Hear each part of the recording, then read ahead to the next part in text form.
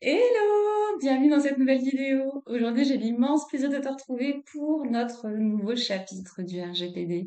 On avance petit à petit dans la joie et la bonne humeur. On avance sur ces articles et puis bon, on commence à diffuser les valeurs du RGPD, comprendre de quoi ça s'agit, pourquoi on fait tout ça et puis se dire aussi, tiens, est-ce que l'entreprise à qui je confie mes données s'en sert correctement? Mhm.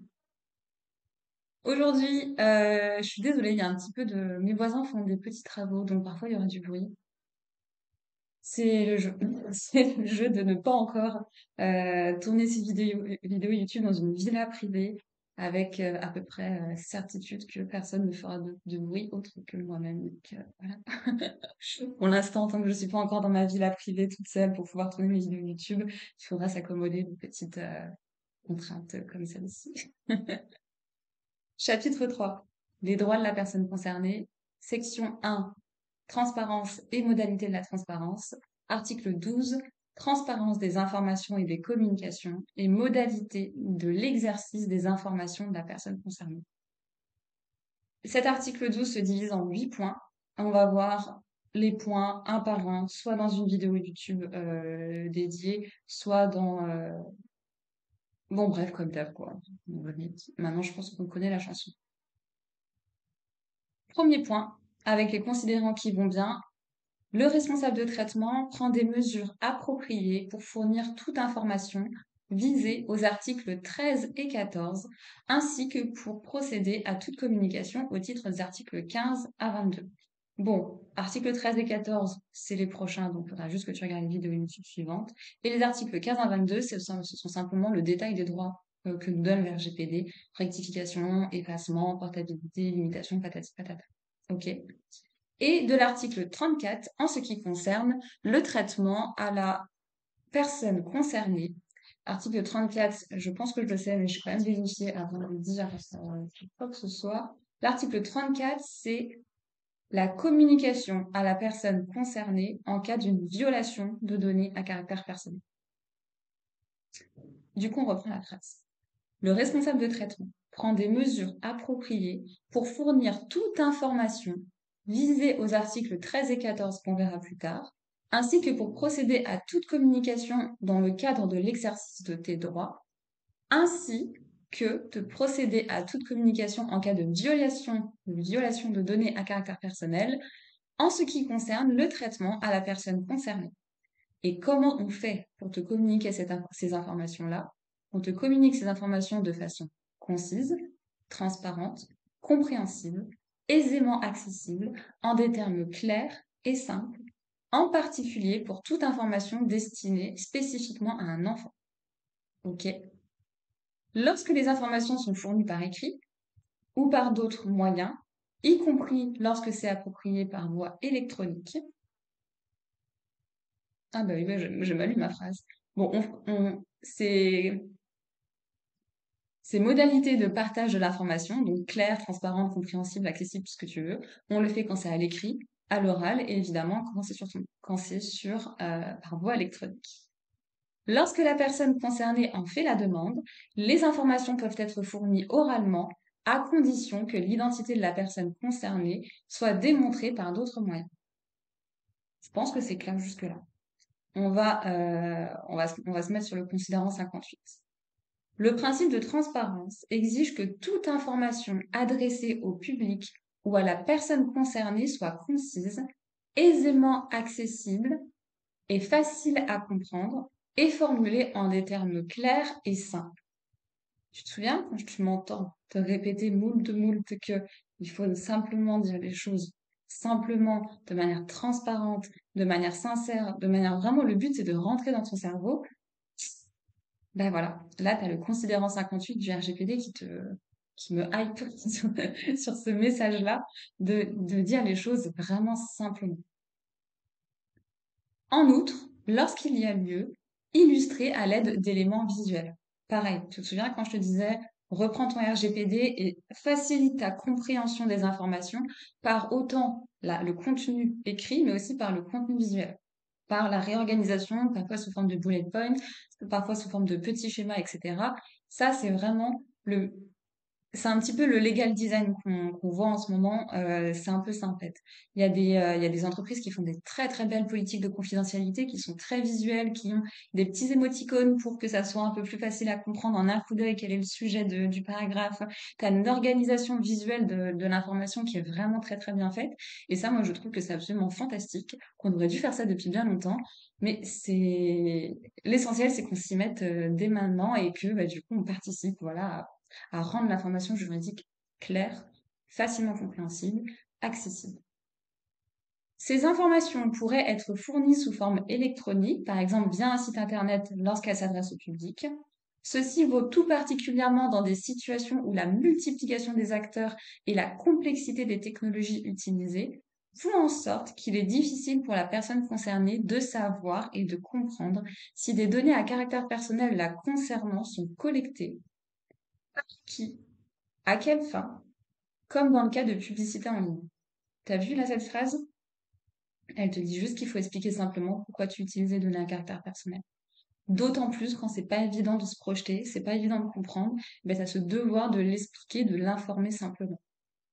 Les enfants méritant une protection spécifique, toute information et communication lorsque le traitement les concerne devrait être rédigée en des termes clairs, simples, que l'enfant peut aisément comprendre. Encore une fois, hein, dire les choses simplement, c'est toujours mieux. C'est toujours mieux. Attends, laisse-moi une petite minute.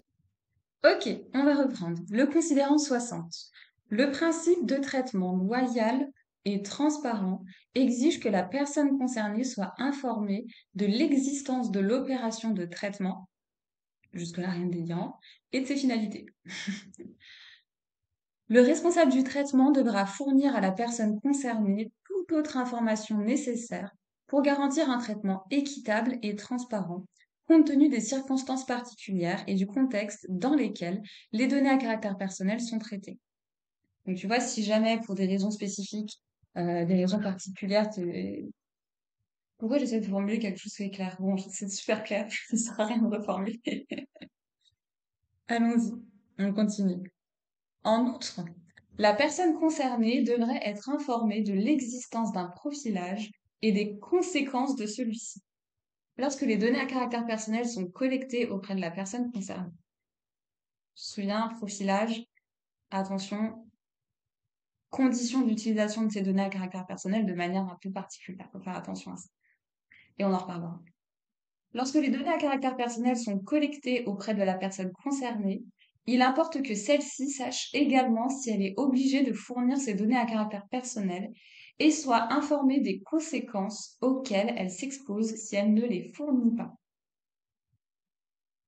Il importe il importe que celle-ci sache également si elle est obligée de fournir, ouais, si elle est obligée de fournir ces données à caractère personnel et soit informée des conséquences si elle ne les fournit pas.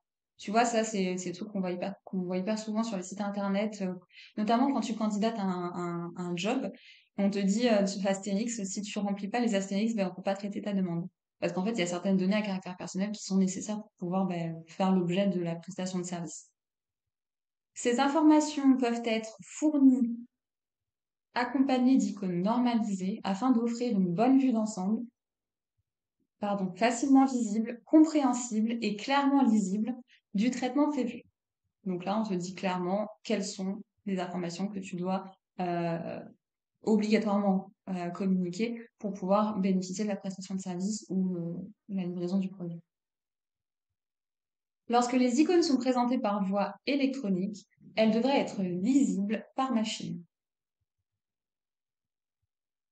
Sincèrement, je trouve que pour l'instant, on est plutôt bon au terme du niveau de français de ces considérants. On va poursuivre, toi et moi, le dernier considérant 61 et après, on se fera la suite dans une prochaine vidéo. Considérant 61.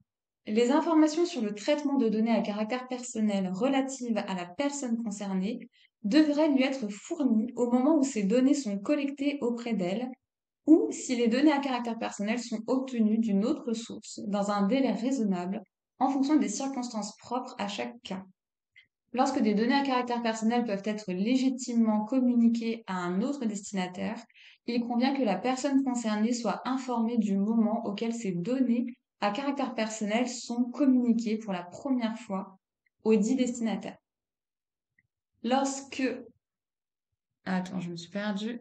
Lorsqu'il a l'intention de traiter les données à caractère personnel à des fins autres que celles pour lesquelles elles ont été collectées, le responsable du traitement devrait, avant de procéder à ce traitement ultérieur, fournir à la personne concernée des informations au sujet de cette autre finalité et autres informations nécessaires. Tu te souviens, hein, on avait déjà vu, hein, à part les trois raisons archivistiques, recherche historique, et évidemment, il y en a un troisième que j'ai oublié là maintenant tout de suite. Bah attends, non. J'aimerais jeter les devant moi. Ce sont nos trois régions à cocotte. On avait vu ça ensemble. De réutilisation des données à caractère personnel dans l'article 6, tu te souviens?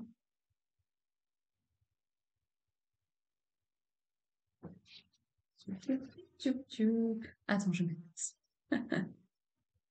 Ok. À des fins archivistiques, recherche scientifique ou historique ou à des fins statistiques, à part ces trois raisons-là, il faut que tu expliques, enfin, tu es obligé d'expliquer pourquoi tu réutilises les données à caractère personnel et tu es aussi obligé de redemander d'avoir une bonne raison légale d'utiliser ces données. Mais là, effectivement, même dans le cas où tu réutilises les données à des fins archivistiques, recherche scientifique ou historique ou statistique, c'est important que tu expliques, que tu informes, que tu vas potentiellement réutiliser les données pour ces raisons-là et expliquer ce que tu vas en faire concrètement. C'est ce devoir d'information, en fait, qui est de rendre l'accès à ton cerveau plus simple, tout simplement. Accès à ton cerveau, à tes intentions, à ce que tu vas faire des données qu'on te confie. Voilà, rendre l'information beaucoup plus simple, beaucoup plus claire pour tout le monde. Donc, du coup, je crois que je m'en étais arrêtée là. Le responsable du traitement devrait, avant de procéder à ce traitement ultérieur, fournir à la personne concernée des informations au sujet de cette autre finalité et toute autre information nécessaire. Lorsque les données à caractère personnel n'a pas pu être communiquées à la personne concernée parce que plusieurs sources d'obligations ont été utilisées, des informations générales devraient être fournies. Encore une fois, on fait du mieux qu'on peut, le plus sincèrement possible, le plus intelligemment possible, avec vraiment cette envie de créer des relations de confiance sincères et transparentes avec l'humain qu'on a avec nous. Et effectivement, quand des fois c'est peut-être trop complexe à comprendre ou c'est peut-être même des informations un petit peu qui relèvent du secret des affaires, parce que voilà, je sais pas, le secret des affaires au sens large, d'être le plus transparent, le plus sincère possible pour donner une compréhension la plus transparente possible de l'organisation de la société, de l'organisation de son utilisation de tes données à caractère personnel, de pourquoi on va, comment, de pourquoi on s'en sert, etc. Être le plus sincère et transparent avec tout ça, c'est quand même le plus important. Et c'est ce qu'on retrouve dans cet article 12 sur la transparence des informations et la manière dont tu communiques ces informations à l'humain. Dont tu utilises les données à caractère personnel. Donc, cette vidéo, très sincèrement, le contenu est très très simple. Elle est un peu longue parce que je prends le temps de lire doucement, mais le contenu, je sais que tu l'as ressenti, est très simple, très accessible, pas compliqué. Relis-le tranquillement avec ta propre vitesse de lecture. Relis-le, refais la mise en page comme je te disais pour que ce soit clair pour toi. Et puis, on se retrouve demain pour la suite. Je te souhaite une belle journée. Bisous.